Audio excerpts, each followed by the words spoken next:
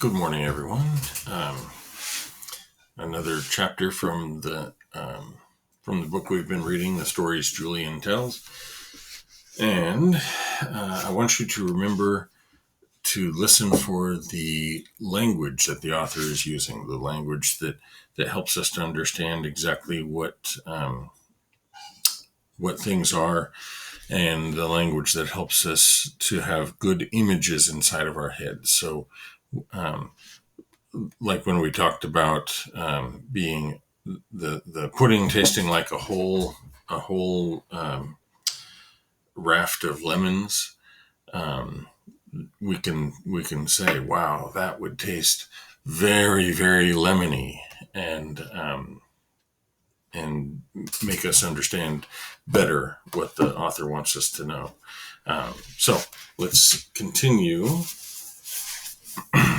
with Because of Figs. In the summer, I like to lie in the grass and look at clouds and eat figs. Figs are soft and purple and delicious. Their juice runs all over my face, and I eat them till I'm so full I can't eat any more. Because of figs, I got a strange birthday present, and because of that birthday present, I had some trouble. This is what happened. Before we go on, I just want to explain that this is a good introduction to our story. Oops, I'll put the focus on. This is a good introduction to the story because it makes me want to read more. Okay, I got in. I had some trouble. I don't know what the trouble is. What could it be? Remember, we talked about asking questions is a great way to become a great reader. It all started a long time ago when I had my 4th birthday. My father came home from work and said, "I have something for you, Julian. Go look in the car." I ran to look, and Huey ran after me, tripping on his shoelaces. When we looked in the back seat of the car, there was a tree, a small tree with just a few leaves. We ran back to my father. "A tree for my birthday present?" I said. "A tree for a birthday present," Huey said. He was 2 years old, and he always repeated everything I said. "It's a fig tree," my father told me. "It will grow as fast as you grow, Julian, and in a few years it will have figs that you can pick and eat."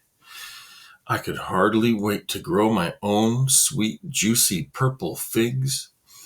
We planted the tree by our back fence, and I gave it water every day. And then one morning it had 2 new leaves. "Fig tree, you're growing," I said. I thought I should be growing too. There's a mark on the wall in my bedroom, or in the bathroom of our house, where my father measures us, and I ran into the house to measure myself against my old mark.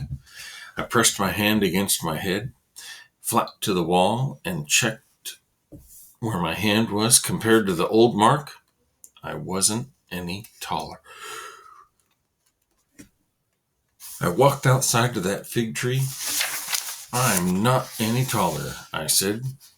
I touched the fig tree's new leaves. "I want to grow too," I said. "You know how to grow, and I don't," I told the fig tree. The fig tree didn't say a word. "Maybe what makes you grow will make me grow," I told it. And very quickly I picked the fig tree's new leaves and ate them. They tasted worse than spinach. I was pretty sure they would make me grow. I did a little growing dance around the fig tree, and my hands raised high in the air. It worked. I stayed taller than Huey. I got taller than my fig tree, and every time my fig tree got new leaves, I saw them and ate them secretly. And when nobody was looking, I did a growing dance. "If you don't like this fig tree, just tell me," I'd say. The fig tree never said a word. After a year, my father looked at my fig tree. "It's a nice little tree," he said, "but it isn't growing." And he started putting fertilizer on my tree. And he looked at it more often. And when new leaves showed, I saw them first, and I wanted to get taller, so I ate them. Another whole year went by. My mark on the bathroom wall went up 3 inches.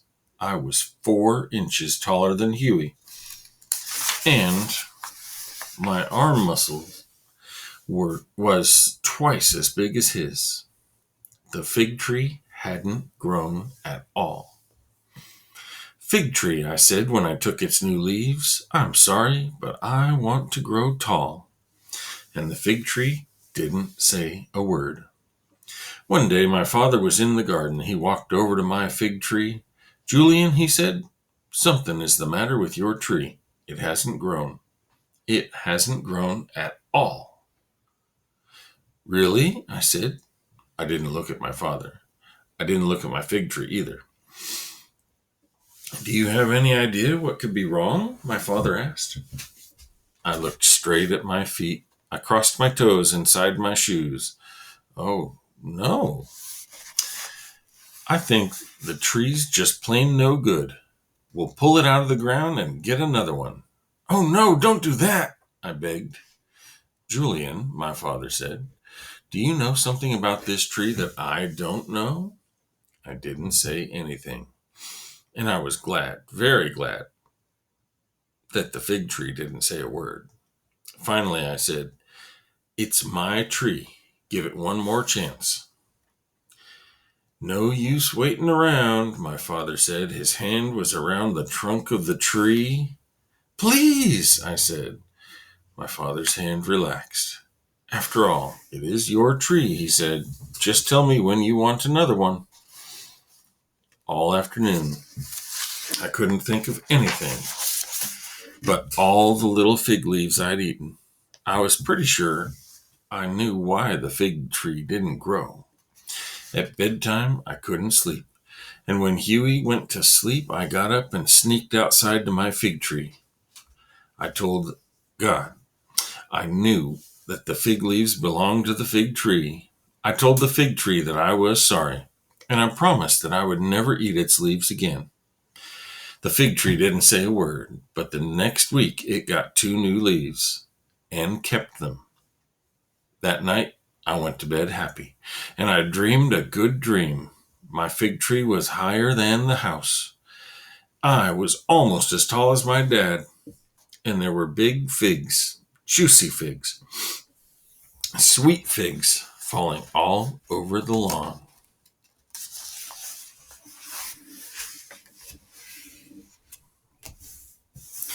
Now, boys and girls, that was a good example of making things happen in a story that don't really happen in real life.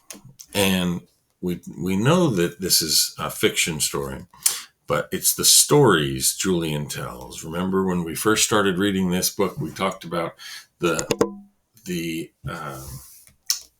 fact that he likes to tell stories. They said he was a very good fibber, and we talked about how that meant he lies. So when you're writing a story to try to entertain people, when you're telling things, you don't always have to stick to the truth to make your story entertaining.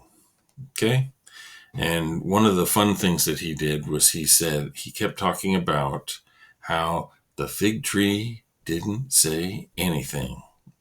And of course, the fig tree would never, ever say anything. But that was his way of saying, because the fig tree didn't say anything, I'm going to keep doing it. All right. I hope you are finding fun stories to read on IXL and on Epic. Keep up the good work, and I will talk to you later.